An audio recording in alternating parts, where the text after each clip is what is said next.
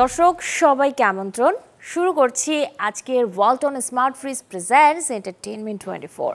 দেশ বিদেশের বিনোদনের নানা খবর নিয়ে সাজানো প্রতিদিনের মতো আজও আপনাদের সাথে আছি আমি শাহরিন জেবিন।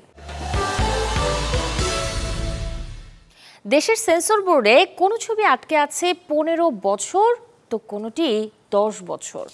রাজনৈতিক নানা কারণে দীর্ঘ সময় বাক্সবন্দি থাকা এই সিনেমাগুলো নিয়ে এতদিন হতাশা থাকলেও নতুন সরকারের প্রত্যাবর্তনে আশার আলো দেখছেন নির্মাতারা। তাদের বিশ্বাস এবার আলোর মুখ দেখবে আটকে থাকা সিনেমাগুলো। একদম আকাশ থেকে মাটিতে পড়লে যে অবস্থা হয়, তাই আমি একটার পর একটা ছবি আমার তখন রানিং। এরপর আর আমি রানা প্লাজার পরে আমি বললাম যদি আমার এই ছবি রিলিজই না হয়, আমার নিজের প্রতি আমার খুব ধিক্কার এসছে, কষ্ট আসছে। বাড়ি ঘর বিক্রি করে, জমি জমা বিক্রি করে, বিশেষ করে জানেন একটা হাইকোর্টের মামলা উঠলে কত খরচ হয়। আমাদের 3 কোটি প্লাস খরচ হয়ে গেল। লাস্টে আমাদের টাকাও ছিল না যে একটু মুভ করার মতো। আমরা নিঃস্ব হয়ে গেলাম টোটালটা। চোখের পানি কি বলবো, মানে চোখের পানি এত ঝরেছে এক আল্লাহ জানেন। প্রায় 1 দশক সেন্সরে আটকে আছে নিজের ছবি রানা প্লাজা। আর তাই এভাবেই নিজের কষ্টের কথাগুলো বললেন পরিচালক নজরুল ইসলাম খান। 2013 সালে সাভারের রানা প্লাজা ধসের ঘটনা নিয়ে তৈরি ছবি রানা প্লাজা। পরিমণি সাইমনকে নিয়ে নির্মিত সিনেমাটি মুক্তিতে সেন্সর বোর্ড থেকে শুরু করে আদালত সবখানে পেয়েছেন বাধা। বৃহস্পতিবার 4:30টার সময় আবার আসলো যে এই ছবিটা আপনাকে স্থগিত করেছে মাননীয় হাইকোর্ট। তো আমি বললাম যে একই বিচারক, একই জাজেস আমাকে যাই দিলেন, ডিরেকশন দিলেন, সে আবার এটা একটা সাংঘর্ষিক রায় হয়ে গেল। তৎকালীন বিচারপতি ছিলেন এস.কে. সিনহা, তিনি আমাদের পক্ষে রায়টা দিলেন। উনি একটা কথাই বলেছিলেন, বলে যে সারা বিশ্ব 17 দিন ছবিটা লাইভ দেখলো। আর একটা গার্মেন্টস সেক্টর 2.5 ঘন্টা একটা চলচ্চিত্র হয়, সেখানে অনলি 20-22 মিনিটের ফুটেজ একটা গার্মেন্টস সেক্টরের। সেখানে কি অন্যায় করেছে এই লোকটা তো টাকা দিয়ে ছবি নির্মাণ করেছে। আমরা এটা কোথাও ব্যান করার মতো কিছু দেখে আমরা ছেড়ে দিয়েছি। পুনরায় আবার আমি ওই ছবি রিলিজ ডেট করলাম। রিলিজ ডেট করে ছবিতে টোটালটা সব কিছু এগিয়ে গেলাম রিলিজ দেওয়ার জন্য।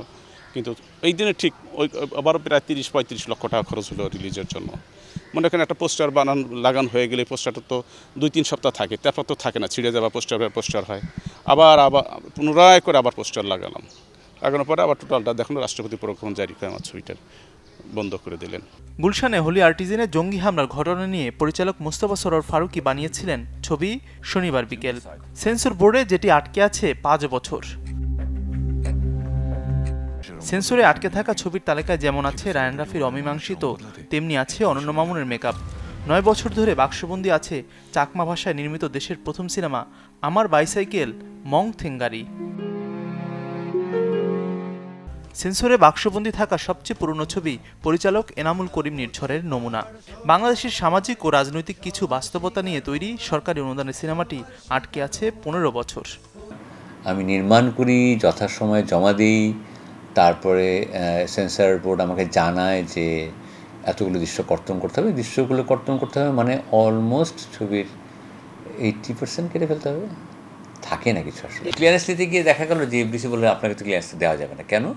আপনি তো ছবিটা বানাননি।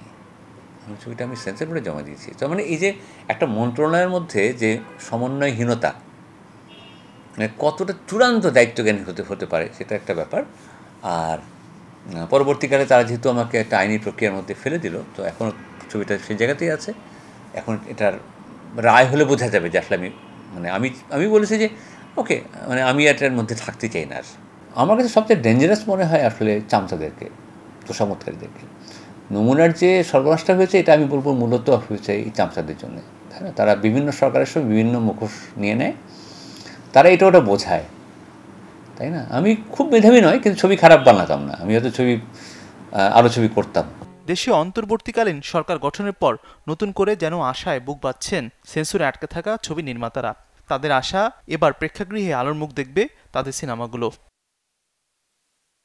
মাজহারুল ইসলাম তামিম, চ্যানেল 24, ঢাকা। কথা ছিল শেখ রাসেলের আর্তনাদ ছবিতে শেখ হাসিনার চরিত্রে অভিনয় করবেন অপু বিশ্বাস।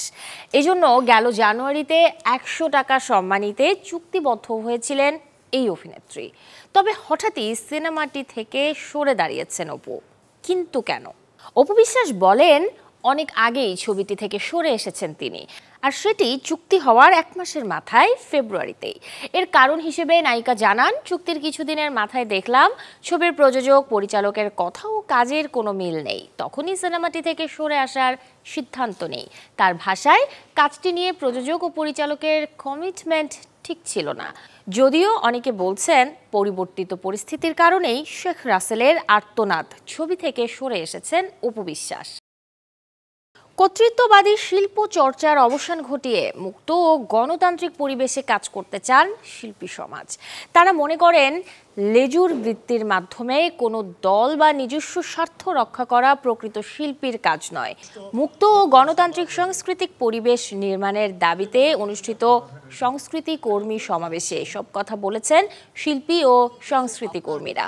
এছাড়াও দ্রুত শিল্পকলা একাডেমি খুলে দিয়ে নাটকের মঞ্চায়ন, শিল্পকলা প্রদর্শনী, সঙ্গীত আসর, নৃত্যানুষ্ঠান আয়োজনের মাধ্যমে প্রাণবন্ত সংস্কৃতি চর্চার পরিবেশ সৃষ্টির দাবি জানিয়েছেন তারা। শুক্রবার বিকেলে রাজধানীর শিল্পকলা একাডেমির জাতীয় নাট্যশালার সামনে এই সমাবেশ অনুষ্ঠিত হয়, যার সূচনা হয় জাতীয় সঙ্গীত পরিবেশনের মাধ্যমে। পরে বৈষম্য বিরোধী ছাত্র আন্দোলনে নিহতদের স্মরণে হয় 1 মিনিট নীরবতা পালন। আলোচনা শেষে ছিল গান কবিতার সমন্বিত সাংস্কৃতিক পরিবেশনা। এবারে বাংলা সিনেমার 2 কিংবদন্তি অভিনেতাকে জানাবো জন্মদিনের শুভেচ্ছা। বয়স একই না হলেও একই দিনেই জন্মেছেন তারা। চলচ্চিত্রে অভিষেকও হয়েছে একই ছবিতে। বলছি ফারুক ও প্রবীর মিত্রর কথা। বাংলা চলচ্চিত্রের মিয়া ভাই খ্যাত আকবর হোসেন পাঠান ফারুকের জন্ম 1948 সালের 18 আগস্ট মানিকগঞ্জে।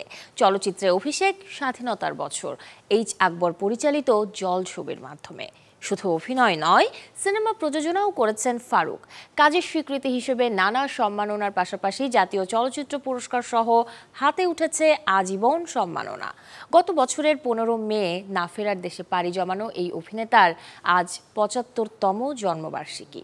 অন্যদিকে আজ 81 পেরিয়ে 82 বছরে পা রেখেছেন রঙিন নবাব সিরাজউদ্দৌলা খ্যাত প্রবীর মিত্র। 1941 সালের 18 আগস্ট চাঁদপুরে জন্ম নেয়া এই অভিনেতার চলচ্চিত্র ক্যারিয়ার শুরু ফারুকের সাথে জলছবি সিনেমায়। কাজের স্বীকৃতিতে নানা সম্মাননার পাশাপাশি প্রবীর মিত্রর হাতে উঠেছে জাতীয় চলচ্চিত্র পুরস্কার। ভারতের স্বাধীনতা দিবসের দিন বলিউডে মুখোমুখি হয়েছিলেন রাজকুমার রাও, শ্রদ্ধা কাপুর, জন আব্রাহাম, অক্ষয় কুমার, সঞ্জয় দত্ত। কিন্তু সবাইকে পেছনে ফেলে স্ত্রী 2 সিনেমাটি দিয়ে বাজিমাত করেছেন রাজকুমার শ্রদ্ধা। 1.5 কোটিরও কম রুপি বাজেটের সিনেমাটি এরই মধ্যে গড়ে তুলেছে 120 কোটিরও বেশি।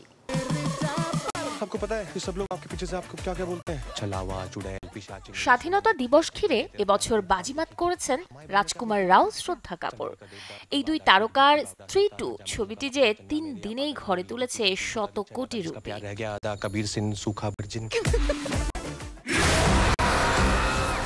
ভৌতিক গল্পের সিনেমা স্ত্রী 2 15 আগস্ট মুক্তির দিনেই ঘরে তোলে 54 কোটির বেশি, যা কিনা 2024-এর সর্বোচ্চ ওপেনিং।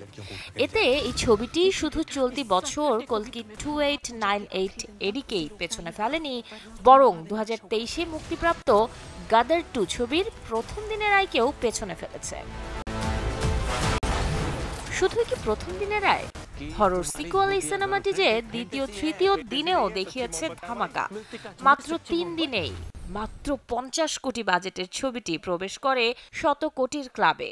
ধারণা করা হচ্ছে সোমবার রাখি উৎসব ঘিরে পরিচালক অমর কৌশিকের স্ত্রী 2 সামনে আছে নতুন রেকর্ডের হাতছানি। চারিদিকে যখন স্ত্রী 2 দিয়ে রাজকুমার রাও, শ্রদ্ধা কাপুরের জয় জয়কার, তখন একেবারেই ম্লান জন আব্রাহাম, অক্ষয় কুমারের মতো তারকারা। কারণ একই সময়ে ছবি মুক্তি দিয়ে যে আশানুরূপ দর্শক টানতে ব্যর্থ এই 2 তারকার বেদা ও খেল খেল মে সিনেমা দুটি।